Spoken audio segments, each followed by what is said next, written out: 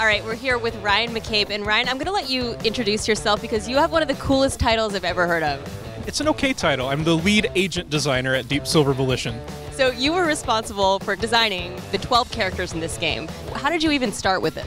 When we started talking about these characters, we came at it from one of two different angles, and one of them was a narrative focus. So one great example of that is one of my favorite characters, Fortune.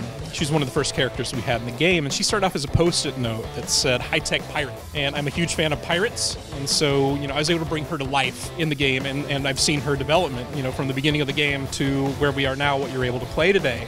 And the other way we came at it was a gameplay focus, trying to figure out what gameplay are we missing. Well, we don't have anybody that really focuses on critical hits. So a character like Oni, who is our Yakuza hitman, came from that perspective. We needed somebody that could focus on that aspect of the gameplay, and we did both. And not all characters come from, one or the other. It's a pretty good mix. So one of the things I noticed is that there's a lot of flexibility with these characters. You can switch back and forth. Talk a bit about that choice and how you feel that affects the gameplay. Okay, so from the gameplay perspective, being able to build your squad lets you focus on how you want to play. What kind of combos do you want to build? Do I want to focus on somebody that is able to stun characters and then have another character I can swap to that's able to deal extra damage to characters that are stunned?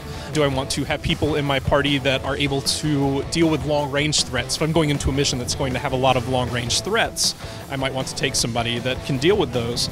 And while the gameplay aspect is interesting, one of the other cool things is the narrative aspect of it, being able to play through all these missions with each of the agents and see how they react differently to the situations that you're coming up on. And we have a pretty good mix, I think, of characters that are serious, like Braddock, you got to play through her personal mission today, or Daisy, you got to play through her mission, and she is the polar opposite of being serious, and is one of our more lewd characters, I guess you would say.